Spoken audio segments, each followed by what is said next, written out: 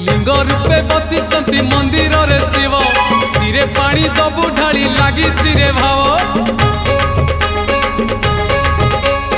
पूरण हेइछि परा आम मानसिक पांच पाଳି करी पुरे शिव अभिषेक।